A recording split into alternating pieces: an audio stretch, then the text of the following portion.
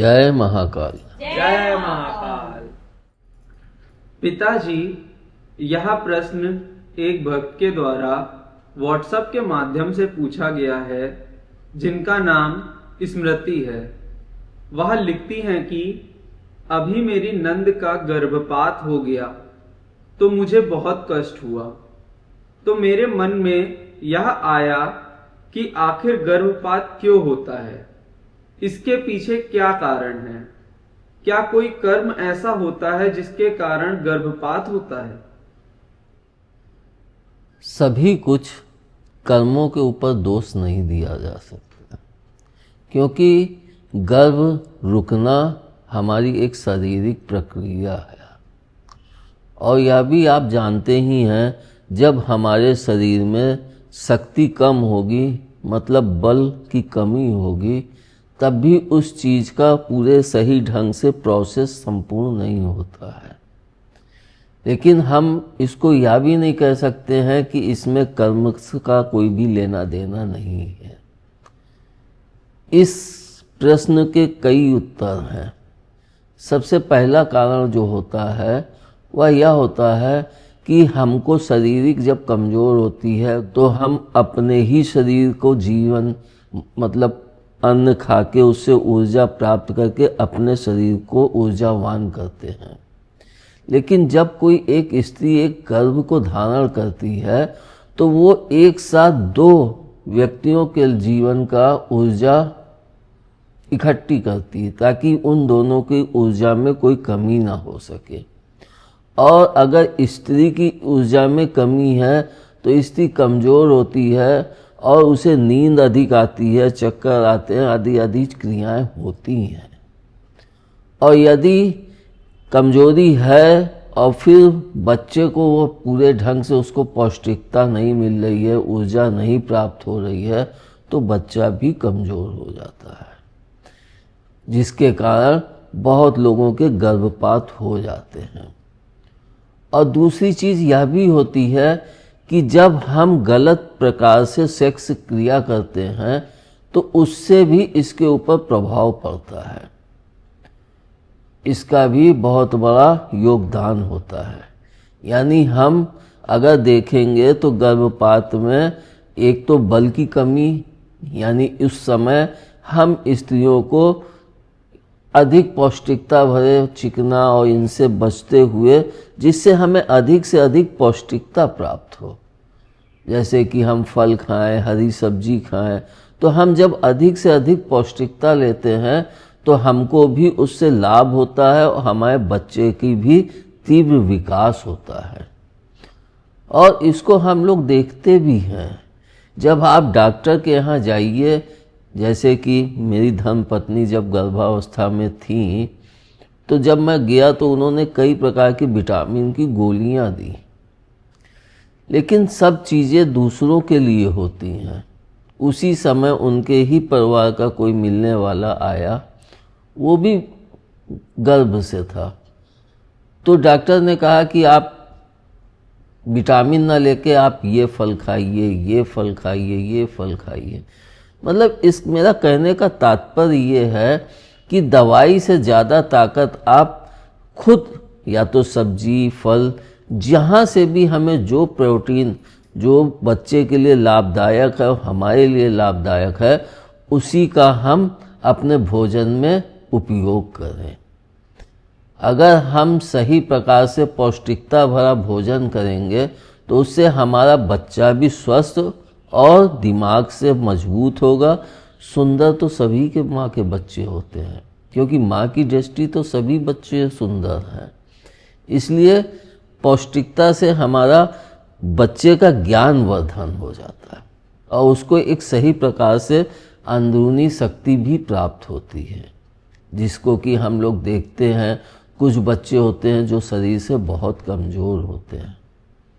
तो उसका यही होता है कि माँ को खाने को सही ढंग से नहीं मिल रहा था, जिसके कारण बच्चा भी पूरी तरह से नहीं पनप पाया। और जब हमारा शरीर कमज़ोर होता है तभी हमारी जो नसें होती हैं, जो बच्चे को मतलब एक भ्रूण को अपने अंदर पूरी तरह से रोकने की जो क्षमता होती है, क्योंकि हमारे शरीर में प्रभु ने कहीं भी कोई ताला कुंडी नहीं लगाया है। इसको हम देखें तो हम खुद देखते हैं कि हमें लैट्रिन लगी है तो हम उसको अपने उससे रोकते हैं, ना कि ये कि हम वहाँ पे चैन चढ़ा दिए तो बंद हो गई, या फिर पेशाब लगी है।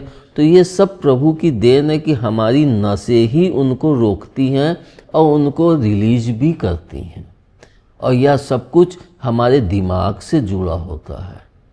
इसलिए हमें अपने दिमाग को भी बहुत स्वस्थ रखना चाहिए। अगर हम दिमाग में हर समय उलझन रहेंगी तो वही चीज़ हमारे बच्चे में भी आती है। तो हमें अपने दिमाग को भी स्वस्थ रखकर और अपने उस गर्भ को और मजबूती प्रदान करनी चाहिए। एक कारण तो ये हो गया।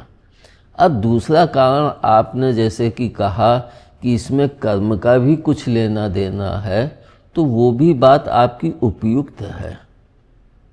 हम लोग अपने जो किए हुए कर्मों को कुछ नहीं जानते हैं और हमसे वे बुरे कर्म हो गए, या पूर्व जन्म के कुछ कर्म ऐसे हैं जिनका हमें फल मिलता है।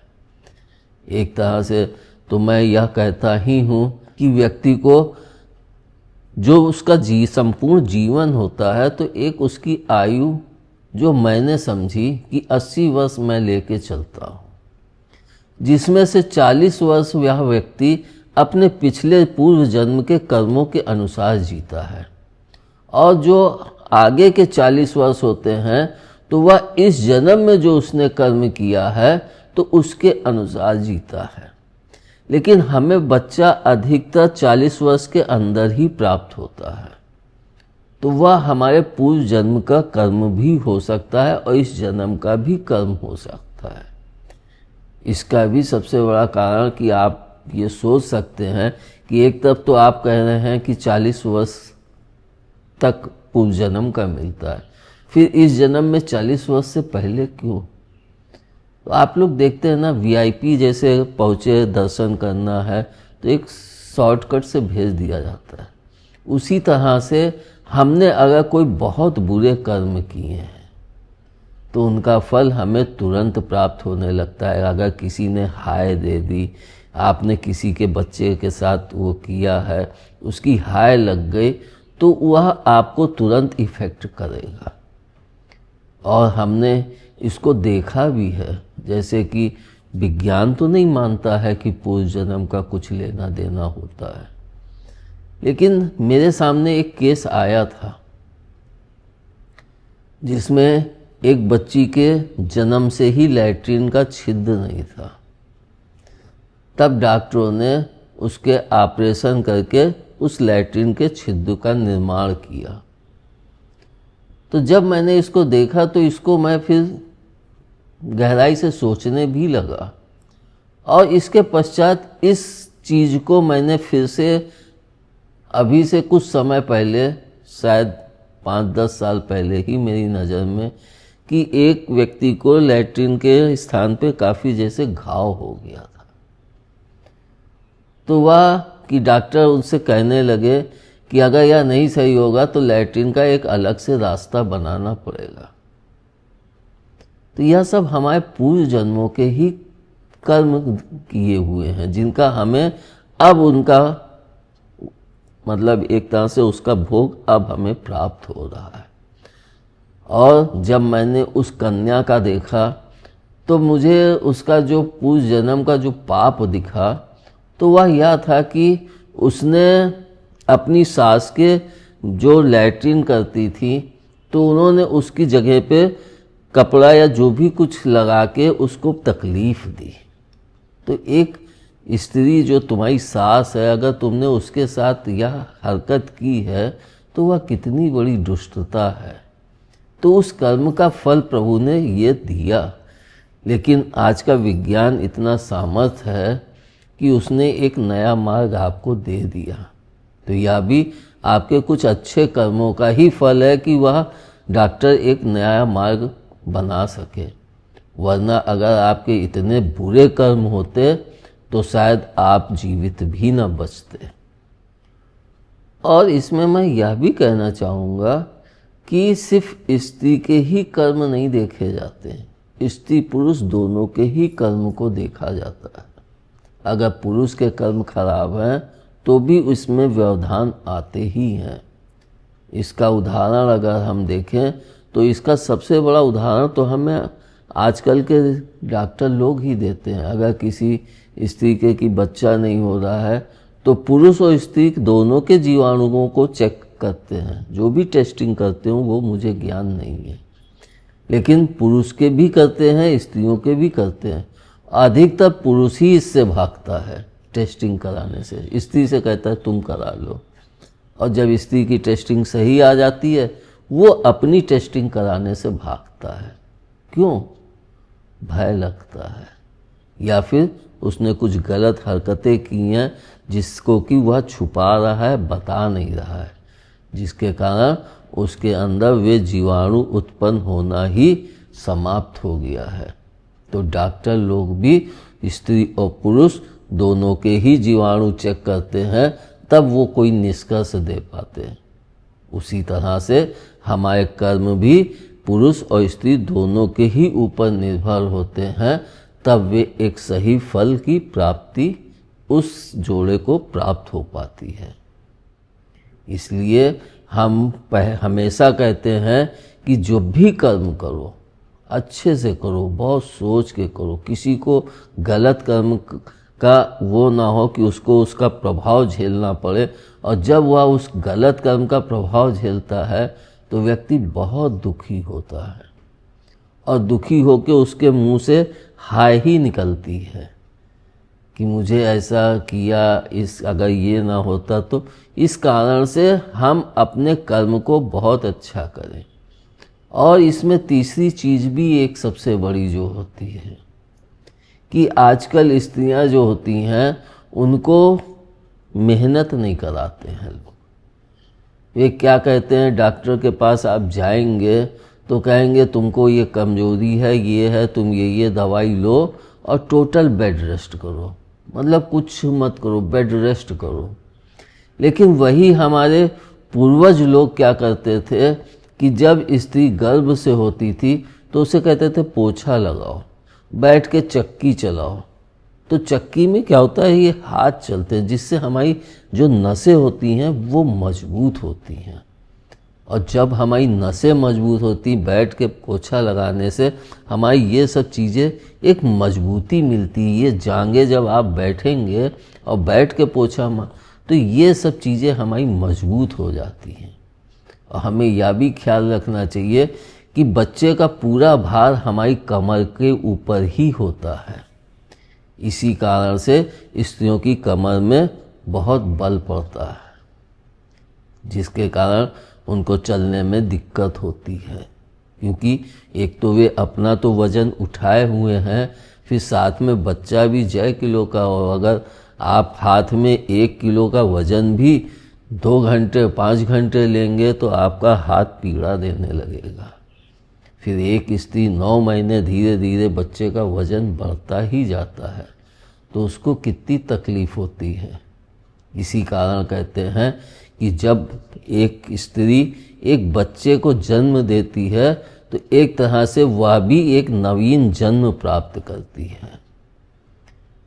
लेकिन हमको अपनी इन चीज़ों पे विशेष ध्यान देना चाहिए कि हम ऐसे हल्के फुल्के कार्य करें जिनसे हमारी नसों में मजबूती आए, और ऐसा पौष्टिक भोजन करें जो जल्दी हजम भी हो और हमारे लिए स्वास्थ्यवर्धक भी हो।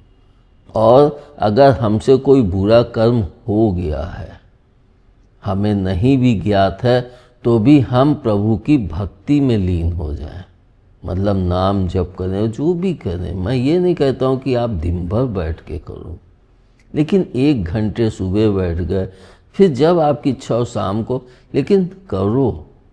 तो उससे हमारे कर्मों में कुछ तो जब पुण्यता का प्रभाव बढ़ता है तो हमारे कर्मों के ऊपर भी उसका असर आता है।